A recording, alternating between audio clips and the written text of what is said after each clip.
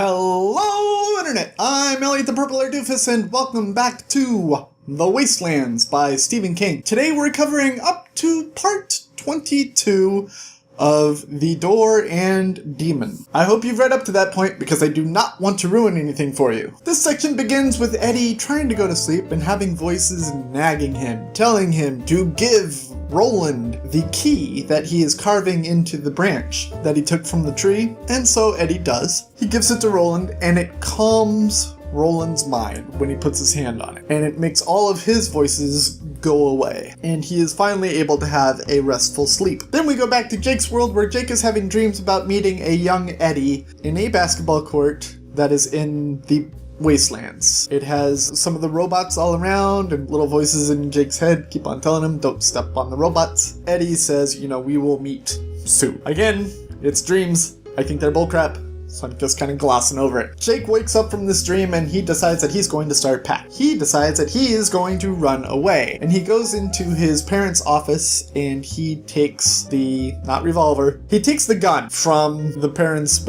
office and puts it into his backpack. And he sits down and he writes a note that basically says, please take care of yourself, and walks away. And this is where I'm starting to think, don't go through that door, Jake. You still have 10 years.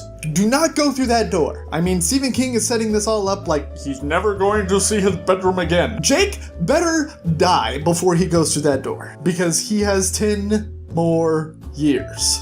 Okay? We go back to Roland's world and they're still trying to traverse the wastelands and follow the path, and Roland brings the half-carved branch to Eddie and begs Eddie to continue carving, to finish the key. And Eddie is feeling afraid of it because he doesn't want to screw it up. They reach an area known as the Midworld. Susanna and Eddie have questions for Roland, and they're basically like, what is this? And Roland says, this is a whole other world we're not going to worry about right now. And they're like, okay, and they keep on moving. We go back to Jake's world, and Jake is running away, and he meets up with this school tour at a museum, and he hides out with them to seem inconspicuous. A cop actually approaches him, but he says he's with this school and da-da-da-da-da-da. And the school name that he comes up with is completely made up. It's like Malarkey or something like that. I can't remember exactly what it was, but the cop's like, okay, you could go. Jake actually leaves the group and continues on his quest through the city. As soon as he leaves the group and he starts walking among the city, he's kind of got this sense that he is exactly where he is supposed to be in order to traverse into the Wastelands. And again, I'm just thinking, he's still got 10 years. He's still got 10 freaking years. Do not go to the Wastelands. At about the same time that Jake gets there, Roland gets to the other side where the portal is supposed to open up as well. And it's just inching towards this point that I know is going to happen. And it's not going to make any sense. Stephen King has a throwaway line here where he says, Jake's time moves slower than Roland's time. This is literally like a sentence, maybe two, to explain the entire 10-year gap that Jake is about to jump right over. He spent like 60 to 75 pages trying to explain dual realities, but he can only spare like 2 sentences to explain why Jake doesn't have to wait 10 years. This pisses me off. This makes me very, very mad. Jake is walking around in the city and he still has that sensation of this is where I must be. And he gets to a point where he's like, I think this is where I'm supposed to be. He asks some bum about the school that he made up while he was at the museum, and the bum is like, I've been here for 25 years, I've never heard of that school. I've heard of the street though, Malarkey Street, you should go to that one. And Jake is like, aha, I have to go to Malarkey Street. So he runs or walks quickly as fast as he can to Malarkey Street. I'm just like, don't go to the Wastelands, Jake. Don't go to the Wastelands, Jake. Don't go to the Wastelands, Jake. Don't go to the Wastelands, Jake. But he's going to the Wastelands. I know he's going to the Wastelands. And it's just like, oh my God, Steven, why? We go back to Roland's world, where Roland is asking Susanna, is Eddie finished with the key yet? And Susanna's like, no, not yet. And Eddie is off in his little secret area where he is trying to get inspiration to finish off this key because he really, really doesn't want to mess it up. While he's doing that, he starts remembering actually meeting Jake.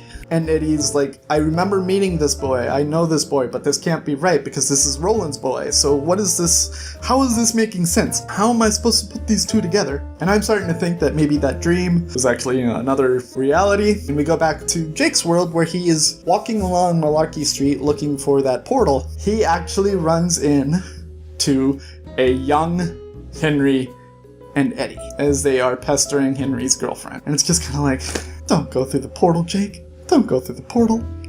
Don't do it.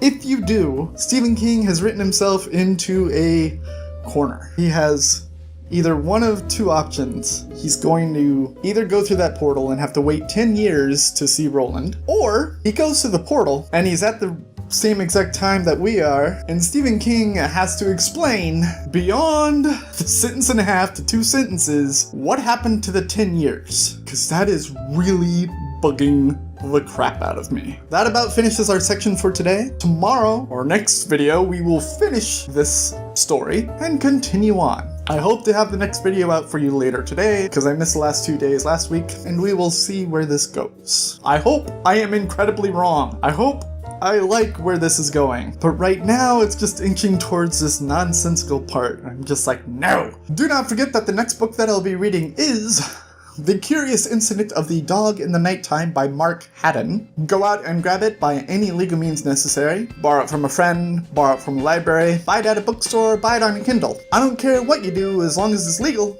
and you read it before I ruin it for you. I've been Elliot the Purple Air Doofus reminding you to watch up Gemerius, and I will see you all in the next chapters of The Wastelands by Stephen King. Toodles!